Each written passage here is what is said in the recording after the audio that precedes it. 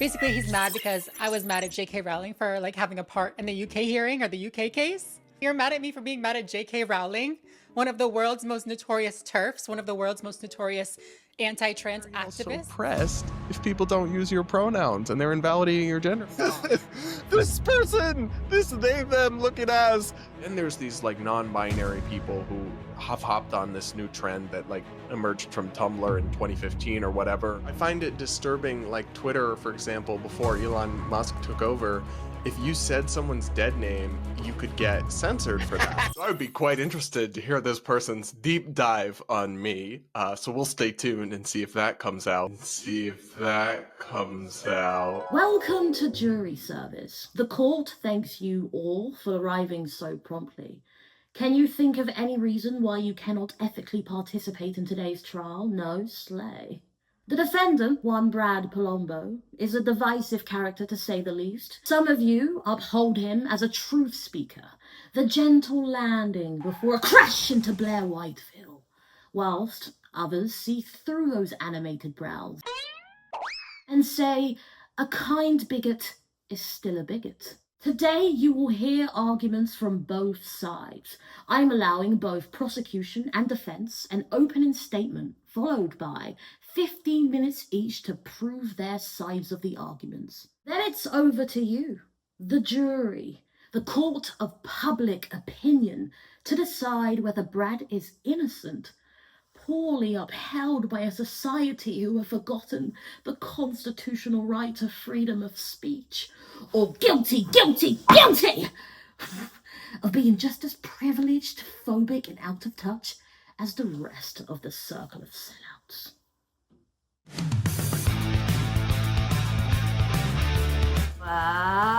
What's up, rebels? My name's Willy and I am one half of Leo and Willy. We are engaged, we are queer. Slay. And today I am here to dissect the 50 Shades of Pick-Me, that is, Brad Polumbo. Yous have been waiting for this, and boy, have I kept you waiting. My bad. And they have I kept you waiting.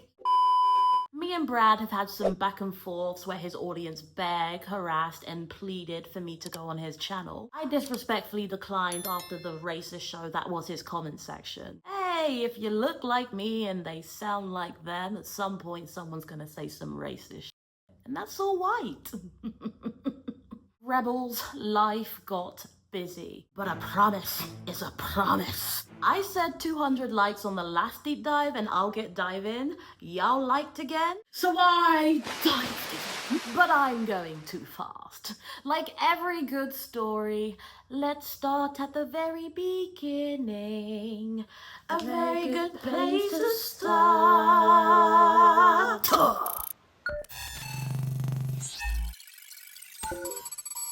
You will hear a lot from the prosecution today. There'll be questionable attempts to assassinate my client's character. And considering we are technically in a manifestation of a Leo and Willy deep dive, don't forget to subscribe. I'm sure there'll be a rap or a ridiculous musical sequence, which the jury can find in evidence entitled Cheeky Little Foreshadowing. Mr. Polumbo is intellectual, nuanced, political, and like most public speakers, he has the propensity to divide. Division breeds action. It encourages critical thinking. My client has achieved significant successes despite a troubled and unpleasant upbringing. I ask you, no, I beg you, to not be swayed by the manipulation tactics of the prosecution, who seems to have a particular agenda against my client and my former clients. Brad is a writer, a public speaker, a man with a very powerful voice, one who has the ability to curate political think pieces in the name of conversation and change. The prosecution will try to suggest he's a grifter, for lack of a better term, but he's an American, one who cares about the values of free thinking and free movement. He doesn't just talk the talk, he has walked and continues to walk the walk. True advocate who uses his voice to challenge policies, institutions, and LGBTQ plus views that he does not align with. This is free will and this is free speech. If my client is guilty of anything, it is of creating conversation. But to judge the man, you first have to understand the boy. Picture it, November the 12th, 1997. Brad is born and raised in Rhode Island and Massachusetts. Despite false assumptions of a privileged childhood, Brad grew up in quite a toxic environment, leading to his parents' inevitable divorce in 2010. This divorce happens when Brad is only 13 years old, after which he moves in with his father. This part of Brad's life is very difficult, and I would like to take a second to provide the jury with a trigger warning for homophobia and emotional and psychological abuse. If you would like to exit the courtroom for this, you can return at this time to skip past any sensitive content. To quote Brad himself in an article entitled "What Father's Day Means to the Fatherless," he says, "He failed as a dad, failed as a man, and failed to fulfill even the most minimal moral obligations of any parent." In this article, Brad discloses the personal, psychological, and emotional abuse he experiences from his stepmother, and the many ways his father was complicit in fostering such a toxic environment. "My father never taught me how to be a man. He never showed me more than fleeting moments of kindness and affection. Instead, he convinced me that the abuse I suffered was my own fault. If I could just stop provoking my stepmother, stop asking for it, the firestorm burning through our household would be extinguished." I believed him. During this difficult period, Brad was still attending high school and striving for his own excellence. He was determined to remain focused and resilient. He learned Spanish, which he can speak now at an intermediate level. CC.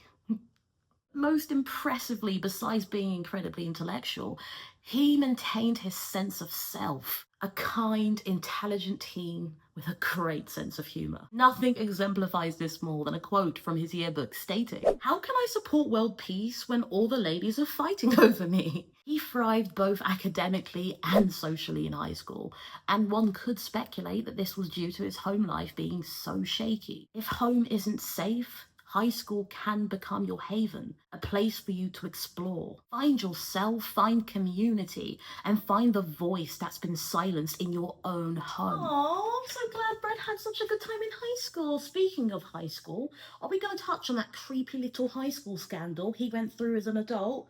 Oh, it's coming. At the age of 18, Brad's father drops him at his grandmother's house, telling him that he could not return home. Brad notes that despite physically being abandoned on this day, it was years before this that he had no father. Homophobia can unfortunately be commonplace for a lot of queer people. Whilst we have to brace ourselves to deal with it from strangers, there is a unique pain reserved when it comes from inside your own home. Home should be a safe space for everyone. Homophobia in the home is terrible, as is transphobia on the internet. Something for the jury to think about. Despite his toxic upbringing, Brad continues to strive in school, which arguably speaks to his drive and resilience in the face of adversity. Initially, he intended to go to law school, but was swayed by the sweet call of journalism. When he started writing for his campus newspaper, a few of the articles, the controversial ones, started to get seen on a national scale. He grabbed the attention of the executive director of Young Voices, Casey Given. Young Voices is a non-profit talent agency providing young right and center-right communicators with media training, networking opportunities, and mentorship programs. Casey Green essentially headhunted Brad by encouraging him to apply for Young Voices. And I did. And went on to write my first professional articles for outlets like the Washington Examiner, USA Today, The Daily Beast, and National Review. I loved my experience with Young Voices, and it actually showed me that I really wanted to pursue journalism full-time, which I then did after college by taking a job at the Washington Examiner full-time. He graduated from the University of Massachusetts with a bachelor's degree in economics and political science. It was actually at this university where Brad began to explore his political alliances. He found his classmates to be far left extremists and he rejected their ideologies. Reject the ideologies is an understatement. In his own published work, he said that he was repulsed by the ideologies of the progressive, not that he rejected it. Completely taken out of context. Well, this evidence will be accessible to the jury too. And I'm sure you can tell the jury when you're cross-examining. Oh, I will. Your Honor, there is a clear bias here. Willy is cosplaying as a prosecutor. And Willy is also cosplaying as the DA. And the problem is... Willy does not know the law. Kind of a problem. problem. She has a personal online connection to Brad, so she should recuse herself as the writer of this deep dive. Objection, hearsay. I'll allow. I would like to hear more about this personal online connection. So Willy, please let Willy speak. Thank you, Willy. I mean, Your Honor. To summarize, Willy and Brad have engaged in what the millennials call online drama, Gen Z, online beef, Gen X, tea, and what I call an obstruction of justice. I would like to tell you more about what happens, but I want to make this information as accessible as possible. So if you've watched one of these ridiculous deep dives, you know exactly what's coming. I'm going to tell you what happened to Willy and Brad in a rap. So our story really starts with Brad and Ariely, one labeled as a bully, the other one real smelly, reacted to pride with pride by their side. Then Willy came along, bringing with her bad vibes. The response was real targeted. Parts of it was crafted with charming wit, but most of it devoid of basic argument. Rap, recuse this chubby bitch. A fair trial for all, the start and the end of it. What? I'm locked in. Great rap, but why cap? Willy was defending children that your client was bullying and defending. Willy simply matched their vibes, and now Willy what wise? The client learned a lesson and my client was the price. You come to rock community, then here's the T. Fuck the ideology, that is LGBT without the Q and T. The tragedy you don't see, but it's very clear to me. A victim of abuse grew up to become an enemy. What? Whilst a rap battle would be a great way to settle debate, and you're both incredibly fire, pow pow, I think it's best we got back to the matter at hand. Understood, Your Honor. Brad's interest in politics really flourished outside of school. In the 2016 presidential election, and now at the age of 19, Brad found himself drawn to the Libertarian presidential nominee, Gary Johnson. A libertarian, for members of the jury who may not know what it is, I would actually like to make this information as accessible to you as possible through a rap. No, we're joking. Libertarians' political belief centers free thinking and minimal government interference with civilian rights. Brad joins FEE, which stands for the Foundation of Economic Education. FEE is a political think tank which publishes articles and produces workshops, all in the name of conservative libertarianism. Brad begins by publishing the odd article for FEE, but then officially joins their employment at the age of 23 as their policy correspondent. He stays employed there, making great impact until September the 30th, 2022, at the age of 25. Through these informative years at FEE, where Brad really aligns himself with this political party, I initially joined FEE part-time as a Thorpe Fellow. For the first time, I was exposed to the true ideas of liberty. Whilst working with FEE, he was able to achieve some remarkable accomplishments. This includes appearing on Dr. Phil. And boomers harken back to the good old days. They often don't think about what the good old days were like for people who aren't like themselves. It's up to $250,000 per taxpayer. We will be paying off what you guys enjoyed for the rest of our lives. So I'm sorry, I can see why we look at y'all and say, okay, boomer. It shows you what Generation Z thinks of concepts like free speech or freedom of expression, and they think things like hate speech need to be stopped.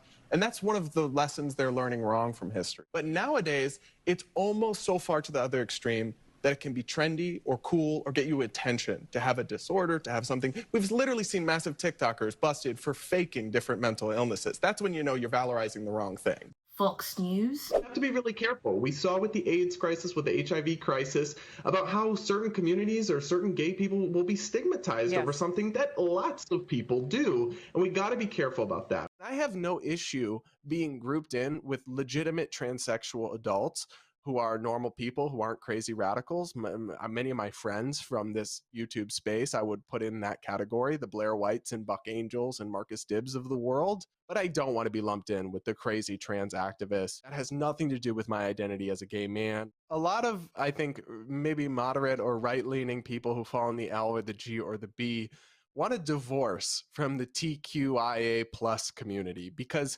frankly, that's where the most radical people are at. That's where the TikTok crazies are at. And rather impressively, testifying before the US Senate. He published an exceptional amount of articles whilst working with FEE, and is undeniably a great writer. I would actually like to hone in on him testifying before the US Senate. I imagine the prosecution will lead you down this narrow path, labeling my client as some sort of a of children. They will do this without mentioning that my client has actively pioneered for the mental well-being of young people. March the 17th, 2021, Brad testifies before the US Senate, highlighting the dangerous effects of social isolation on school children during the COVID pandemic. This is Mr. Polumbo.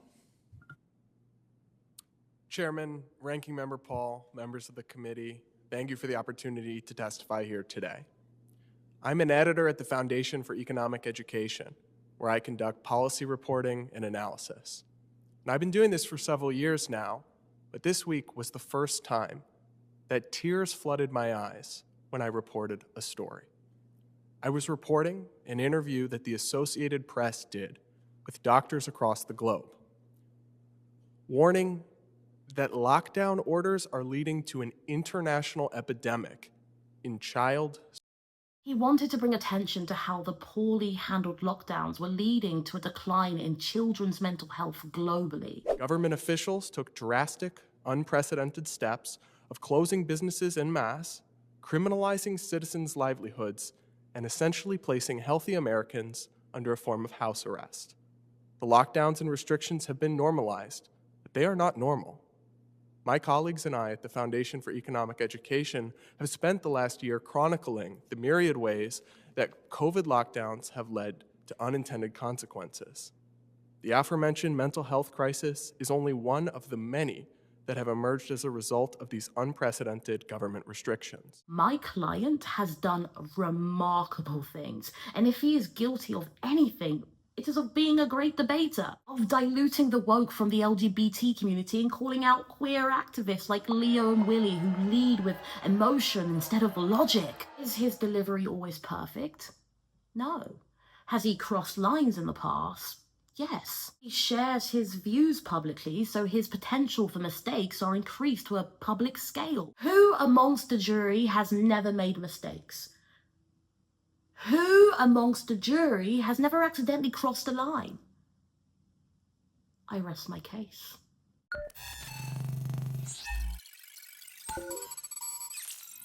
Now look, what happened to Brad in his childhood was awful, and what do I, the X Factor and American Idol all have in common? We love a sob story. But quite frankly, when you paint the picture of a defenseless victim, please do include all the examples of the many defenseless victims Brad has created and profited of. The defense want to paint Brad as this defenseless child who rose up in the face of adversity, making a few human errors along the way. Today, the prosecution will prove that this goes beyond a few mistakes. They will prove that the once victim grew up to become the bully. We will highlight evidence that shows how he used his voice to create forms of social isolation and a declining mental health in trans youth. The same values he once testified for before the US Senate. I will prove that this gays against groomers advocate has a questionable social footprint that would put him in the same categories gays against groomers allegedly stand for. Whilst his childhood was, yes, sad, and we, the prosecution, do not stand for child in any way whatsoever, his childhood isn't on trial. Brad the adult is not a 13-year-old trapped in his father's and stepmother's house. This is a man with a nearing 250,000 subscribers who has used his platform for some good, yes, but has also used it to push, advocate and support a lot of bad.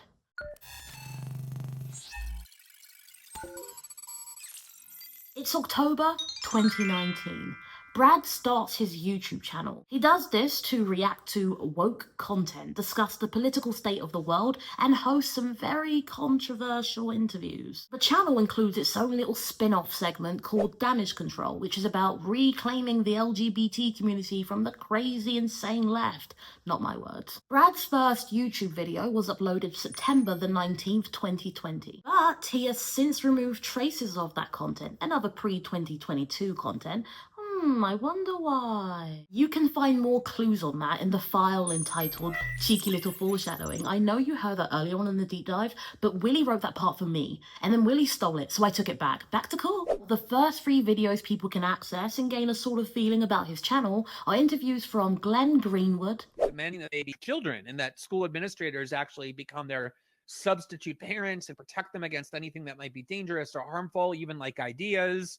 Everything is now begging school administrators to exert more power over their lives. Blair White. We're talking about actual trans people, transsexuals, people who transition, not non-binary, not gender non-conforming, not people who slap on a wig and are a different person day to day. We're talking about real trans people. And Tiana Lowe. So the difficulty is that California is functionally an autocracy. You know, we don't have a real opposition party. The Republican Party has ceased to become irrelevant, whether on a federal or on a local level. Have they picked you yet, Brad? Objection, argumentative! I would like to remind the prosecutor that we are all enjoying this glorious sunny day, so please keep the shade out of the courtroom. Your Honour. As the DA seems hell-bent as painting the defendant as some sort of angel, I would like to dissect Saint Brad a little. Do y'all remember that nasty period where Brad followed the underage boys on TikTok? Nuh-uh? Allow me to enlighten you. A few tweets as a taster before the main. I still remember when Brad Polumbo was outed as following a group on his Instagram dedicated to cute high school boys on TikTok and went dark for a while, only to emerge and start based politics a while later with his equally unlikely to be based partner, Hannah Cox. Reminder that Brad Polumbo got caught following Instagram accounts called Cute TikTok Boys and Middle Schoolers that exclusively posted pictures of high school and middle school boys in various states of undress. Now let's be clear on what actually happened, but I shall use the word allegedly several times in case Brad's lawyer makes more than me.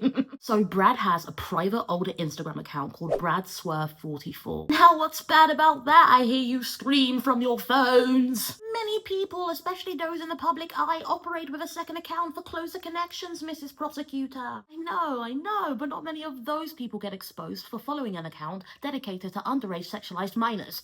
Allegedly. One of those accounts was literally called Middle Schoolers, which for those of you who don't know is between the ages of 11 to 14. Minors. Brad was following this account.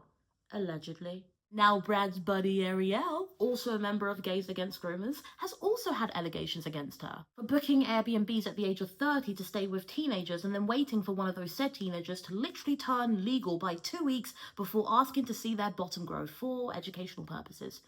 Allegedly. Brad is also aware of that information but remains great friends with Ariel. It's interesting that the journalist stops journalisting when he and his friends' dirty little secrets become the storyline. Brad's alleged short response. Nothing has ever made my blood boil so much as the alt-right outrage mob that's pulling the oldest homophobic trope in the book and baselessly calling me a p***. Now. Sorry, I pause whilst I write a note, and the note is a minor objection, Your Honour. The prosecutor is trying to antagonize my client. I'll allow. Heck, Kendrick Lamar has a certain je ne sais quoi.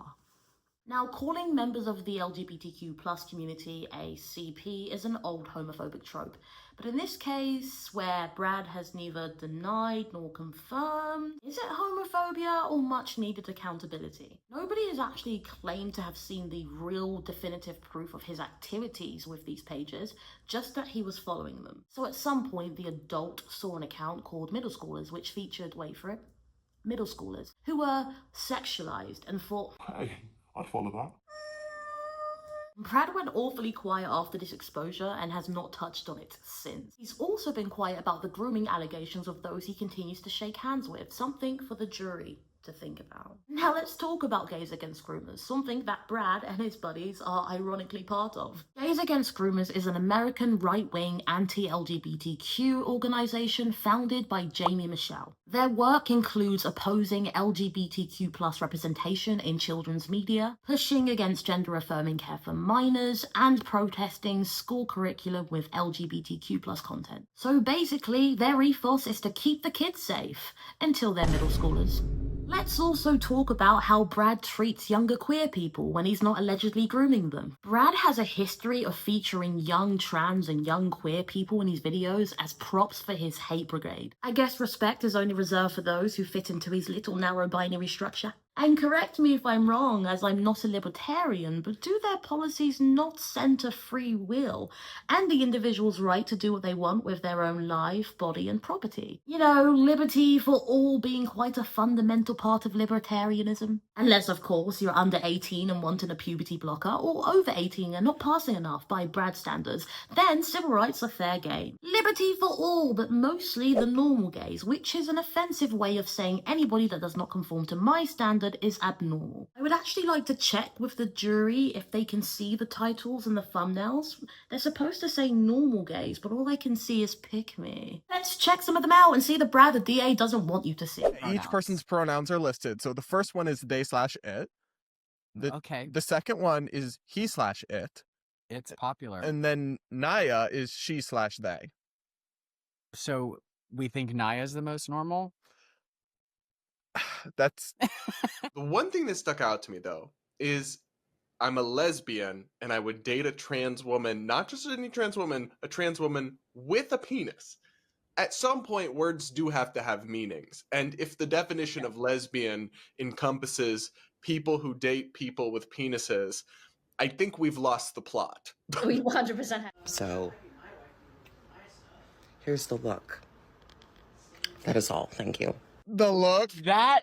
What are you mad about? Clark, some queer people are being criminalized. Criminalized. So you the only can't- crime here is that look. I don't even know what to point out. Well, what's sad about this to me is I've always thought the non-binary thing makes no sense, relies on sexist stereotypes, but this one young woman who says she's a they them literally said it's because I don't identify with my body and like I feel disconnected from my body. And I'm like, listen, my heart breaks for you. That's something a lot of people struggle with, but that is like, and I say this with no stigma, that is a mental illness. Like that is an issue. That's trauma. Yeah. Yeah, there's some issue that potentially you should be trauma and treated for. potentially mental illness, and a lot of the times both. Yeah. So welcome back to another Normal Gays video where we take on LGBT insanity. What an angel! While the DA decided to bore you for 15 minutes about how politics and debating are Brad's only personality traits, I'm here to prove why he is guilty and deserving of a spot in the circle of sellouts. A question for the jury. Is Brad transphobic? A question I can neither confirm nor deny. Some say that he genders some trans people correctly and therefore can't be transphobic, whilst others keep scrolling down and see that that respect comes with terms and conditions. Brad has a very clear binary standard for trans people that he does not apply to cis people. I don't think the trans woman to the right is actively seeking transition or doing anything We've besides got a just male and a female. wearing an ugly ass purple wig. Because if you say you're a trans man, what that is supposed to mean is that you are a biological female who experiences a mental condition called gender dysphoria, where you have severe and intense psychological distress about your birth sex, so you want to live as if and present yourself as if you are the other sex, even though you are not. That's what that's supposed to mean, and as far as adults are concerned, I've never really had any problem with that. But this person is saying they're that, but also that they choose to present feminine and are comfortable with that. That's obviously incoherent and logically inconsistent, and I don't understand why it's wrong for us to point that out when this has been lumped in with us. All this radical gender stuff has been attached to the gay and lesbian and bisexual rights movement, and as a result, our acceptance is going down. Note that in the last example, he literally puts a distance between the LGB and the TQ community. Gender radicalist stuff is Brad's way of saying that those who do not conform to society's standard of gender are slowing down the rights of the entire community. This take is classist, phobic, and reeks of privilege. It does not take into account the many trans people that cannot undergo medical transition due to finances, health restrictions, weight restrictions, all just because, as is, their free will. These trans people are labeled the radicalized left who are trying to slow down the progress of the entire community. Even though none of those trans people are in a position of power to make, enforce, and implement those policies, it's still their fault. Non-passing trans people were asking for it. Of course I believe that men and women can be gender non-conforming. I've said all the time, I think it's okay for men to wear makeup or be feminine and sassy or not be typically masculine in whatever way. Brad is happy for cis people to not be held to those standards, but labels trans people who do not as the radicalized left. Why does he accept cis feminine men but laugh at trans feminine men? Here's the thing about Willy, the writer of this deep dive. They don't like Blair.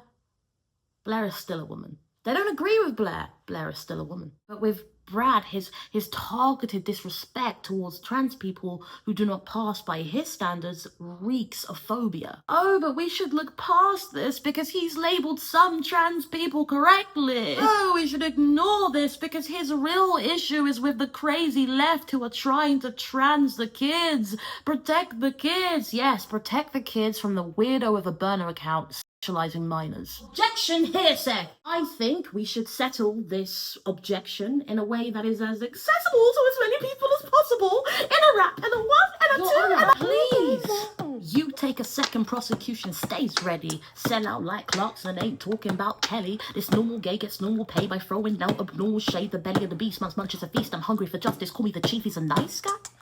Searching up kiddies, can you tell me why? His followers act like his contents fly.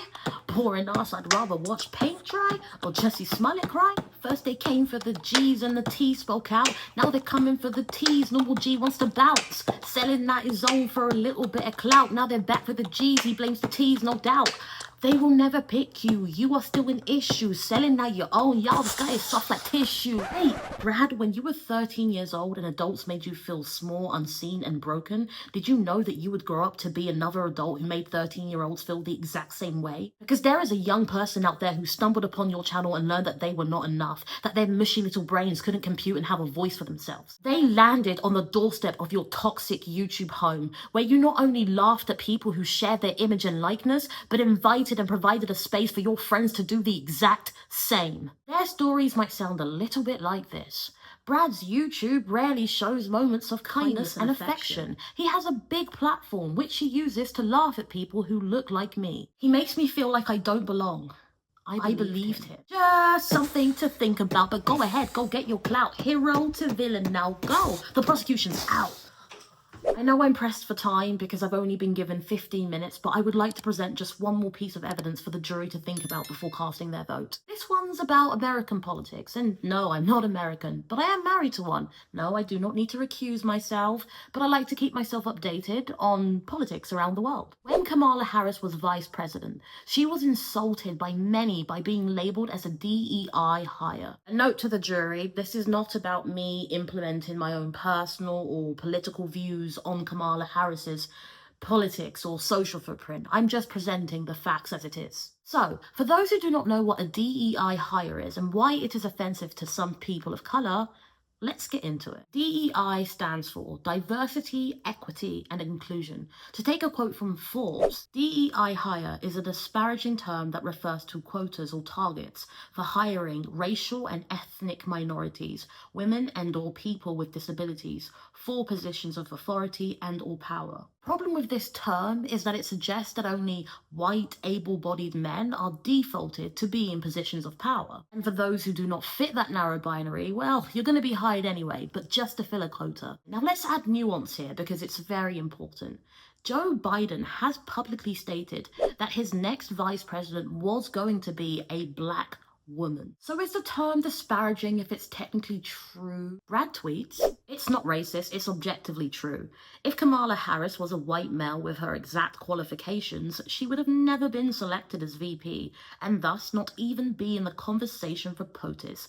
Facts can't be racist. Whilst his opinion on a surface level appears to be quite based, racism isn't a surface level issue. Facts can't be racist isn't a fact. Slavery was racism, and it factually happened. Institutional racism is measured by statistical facts. Thus, the reason terms like DEI hire is even in existence. Kamala Harris may have been hired because she is black and a woman, but when someone with a platform as large as Brad suggests that she's a DEI hire, he perpetuates the idea that she was only hired because she is black and a woman. Someone who is as well versed on politics as Brad is knows that Kamala was elected as the DA in one of the largest American cities twice. She then won Attorney General and Senator in the biggest state in the country, so is definitely qualified to be the VP. So yes, Brad, if Kamala Harris was a white male with the exact same qualifications, she would have never been selected as a VP.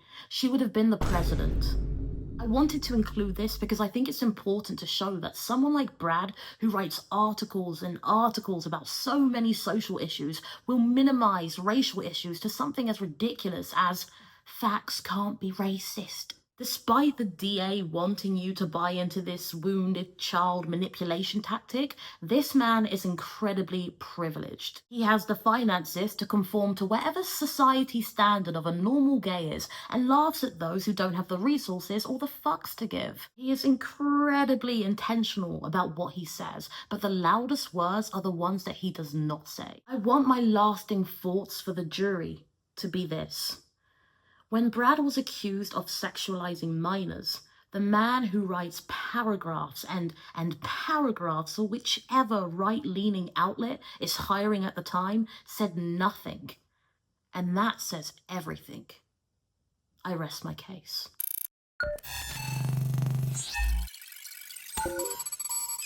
All rise. I would like to start by thanking the jury for today's service. The court thanks you for your time. You have heard information from both the prosecution and the defense, and now judgment is over to you. This is a precious task, so we ask that you handle it with care. A man's reputation is at stake.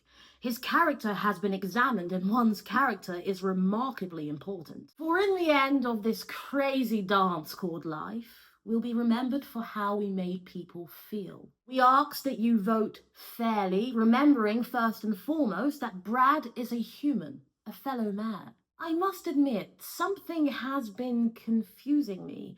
If Willy played both prosecutor and defense, and both of their views are so contrasting, then I guess the only question is, what does Willy actually think?